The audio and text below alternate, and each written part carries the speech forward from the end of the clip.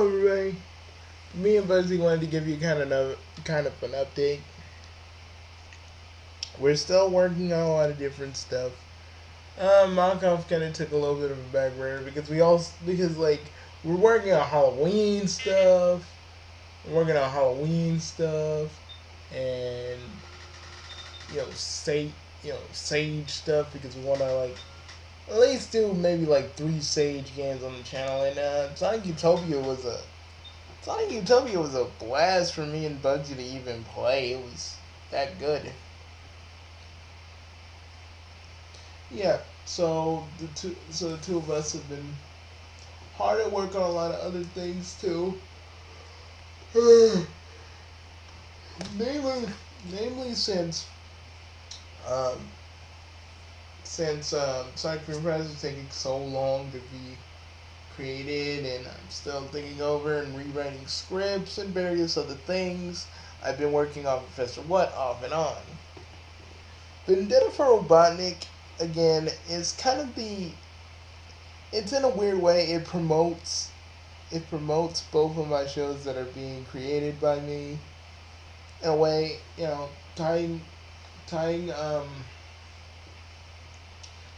Professor What to basically the Sonic universe to kind of give you like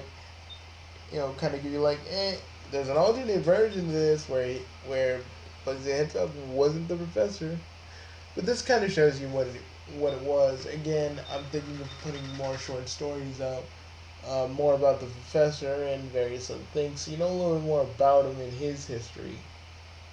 I'm not just trying to jump into his other regenerations, and not tell you anything because there are a lot of good stories that I did over the years that I have to like remember from memory about the professor and how he was and various other things.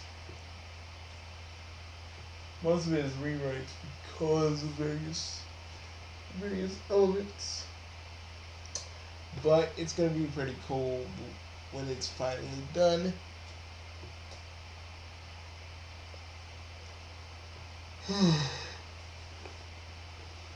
But I want to kind of let this be known that Sally is kind of like um, Sally is still kind of like the professor's version of Sarah Jane. Like he kind of still has legit strong feelings for Sally, but like the doctor, he knows that he'll live forever, and Sally will grow old. You know. In this episode, you kind of get that. You get the standard beats from the Sarah Jane episode with a few minor twists and stuff. And Robotnik in this timeline is still alive. He's still alive, but he wants to actually get inside uh, the professor's TARDIS because because his because you know I'll say this right now because I don't think I'm actually going to explain it a lot in detail here. But the professor, when he freaking he changed himself into a Mobian to actually hide out. But he changed himself the molecular structure to a like teenager, and that's where Sonic's Uncle Chuck found him. And basically, from there, it became like his son. But even though the professor forget the, didn't really totally forget the memory of who he was. It was always kind of in the back of his mind. But the TARDIS was left in a place like near Robotropolis, and like the Robotic would be like, Snively, there's great power emanating from that police box. Actually, no, the professor. When I really think about it, the professor never fixed his chameleon circuit until much later. But he goes, if there's something. And so he tried to bust out of it. He tried to, when he literally found it, like Bugsy the Hedgehog kind of ceased to be in this universe, and the professor came back. He's like, no, no, no, Robotnik, I can't let. No, no, no, Robotnik, I can't let you just bust in my TARDIS now. My TARDIS is a fine lady. But here, since part of you is robotic, here's an EMP. That version of the professor was like the fun version. Cause I remember writing that like one part, and he's like, have an EMP," which actually does slow him down because he is part robotic, so that would kind of slow him down. I, you know, and yeah, Sally has seen the professor regenerate not once, not twice, but 3 times. But unlike a certain other companion from Doctor Who, and various fans that jump ship whenever the Doctor changes, the Professor basically, she accepts the Professor, changing his personality a little bit and all the other stuff. Not like Claire stupid stuff. Because yeah, she got used to it, but she got used to it, but she never really. I really feel like truly in her heart of hearts, she never really truly got used to it. Because she'd always try to fight the Doctor tooth and nail. And like, the, you know, I still don't like, Clara started out as a good character during the Matt Smith, like towards the end of the Matt Smith era. But then then she kind of went a little off the rails. I blame that because mostly I think Matt Smith was supposed to technically be on the, because it was supposed to be on for a little bit longer, but they had to switch him up because he wanted to leave, and that was it.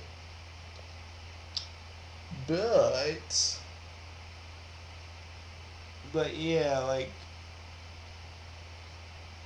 Sally to the Professor, I'd explained their relationship being kind of like the Doctor and Sarah Jane, but it goes a little deeper than that.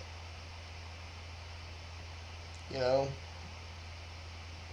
they sort of, you know, she does have, there would be moments where they actually would like argue about what would be right and what would be right in this situation, what would be wrong, what would be morally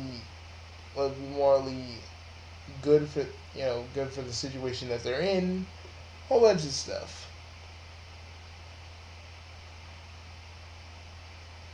Because when he really did get his memory back, he's like, well, actually, Robotic was supposedly dead, but it kind of gives you a hint, like how many times Robotic's gonna come back in Sonic Freedom Fighters.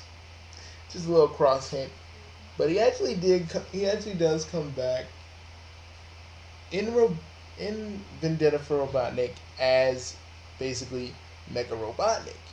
And I kind of like this for like one reason, because then I could actually do a Metallic story down the line, and I I don't know.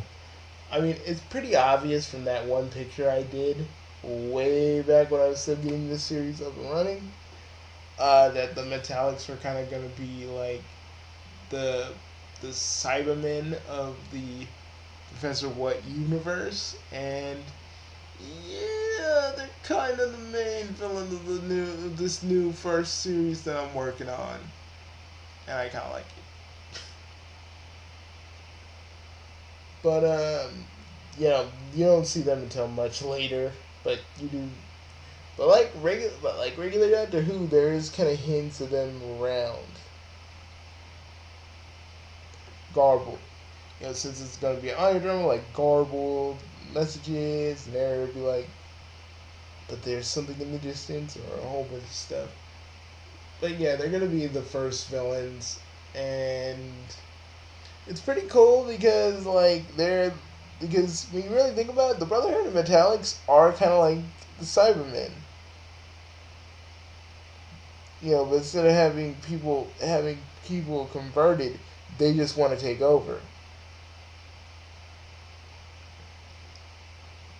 Sonic kind of joins um, both the Professor and Sally under kind of protest because after they stop Robotnik sort of again, because I kind of still want Robotnik to be an actual threat and another season I may be working on. So, mm. So yeah, there's gonna be a lot of like stuff going on, and even the professor. See, that's the thing about Professor What versus the Doctor, because the professor can go in any like timeline and in any universe that is either fiction or something else. He doesn't have history just to. He doesn't use historical events to just be the only thing that he goes to, or alien planets being the only thing that he goes to. This first series is gonna have him go all around the multiverse, and he's going to have he's gonna have his brother, which formerly used to be the host for the Guardian, Zacharias Venon, with him, and it's gonna be pretty cool. The one thing I really kind of liked, it's with Zach and the professor being basically like if the master actually was good, he was reformed, and he was kind of just you know along for the ride with the Doctor's adventures. Like, think about a version of the master that actually is a good guy, and actually does kind of help out with whatever the professor's doing. That's basically Zack in a nutshell. Although when he was the Guardian, really his thoughts weren't his own. He was never really in control of anything. It was mostly the Guardian always calling the shots in his head. And he does kind of feel, well, a little guilty about most of the stuff that he did do. He actually did see the professor, like, the reason he regenerated in episode 0, the reason why he regenerated was basically because, like, the Guardian did one last thing. He's he's like, oh Saiyan Lord, you may have stopped me from you may have stopped my host body, but I will stop you. He literally grabs the professor's heart, and he goes like, how many regenerations are you on again? Let's see. Well, I guess this is 11. This is your last one, isn't it? Ugh. You think I'm done with you? You think you're just gonna win, take my brother and leave? Not a chance. He turns on his sonic screwdriver to the highest setting it can go, like eardrum level breakage. Since he was out of Zack's body, he was able to destroy him with a sonic charge from the sonic screwdriver, which basically kind of scrambled his atoms. It was a frequency loud enough to scatter his atoms. Not saying the Guardian is completely gone, but for now he's gonna be gone. So, yeah, it was basic. So, but he really wasn't on his last one. But um,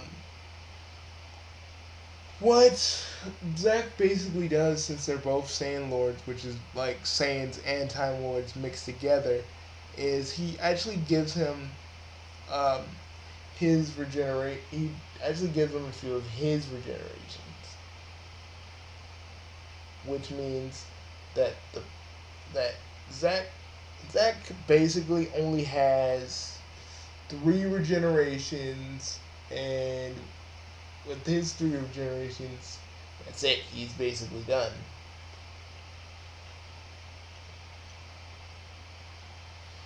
But the professor doesn't really know that. I think he has, like, I would say he has an inkling that something's up, but it's not really going to be explored until later. But he does start to kind of put 2 and 2 together that that the regenerations that were his wasn't given to the High Council Gallifrey. It was given from Zack to Skips. I mean Zack to freaking the professor. God dang, I'm mixing my own other canon with this. But he gives his regenerations to him, and that's why he's gonna be able to regenerate a few more times. Um,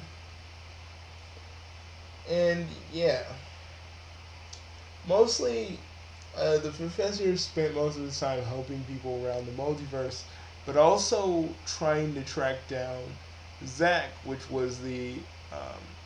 which was the Guardians' um, host body. He tried to reach out to him a few times. It didn't work. But this one time when they were on this planet of Veronia, he basically said, Zack, my brother, I know you're in there. Please, fight him. I can't. He's too strong. Come on. Don't you quit. You can do it. I know you can. Please. He wasn't able to fight him off completely, but he was able to kind of save the professor from being killed.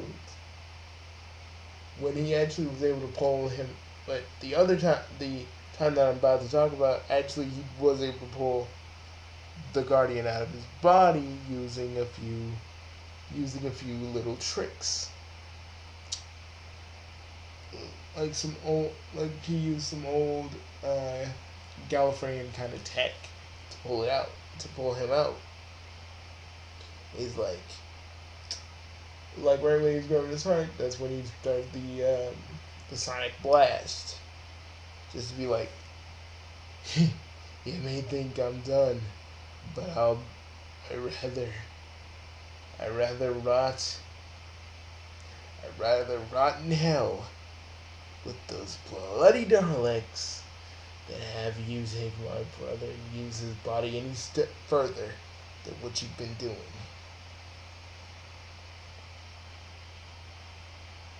And yeah, his arms got scrambled, and that's pretty much it. But okay, now we're at the point where they're in Mobius. Satium's / Sonic Freedom Fighter Mobius. So, yes, there's gonna be a lot of different things going on. Romance is sort of rekindled, and various things being done. And that's what's gonna happen. I hope you guys are kind of informed. I hope you guys enjoyed this, because I really kind of did. And yeah, it's good to talk about some of the other stuff, some of the background stuff that I didn't really get to touch on. But yeah, the professor's coming, any month now he's a coming, and when he does, things are gonna get a lot interesting. But I'll see you all later. Avante, and what's the thing? What's the thing the Pony Doctor always says? Upwards and onwards. I'll see you guys real soon.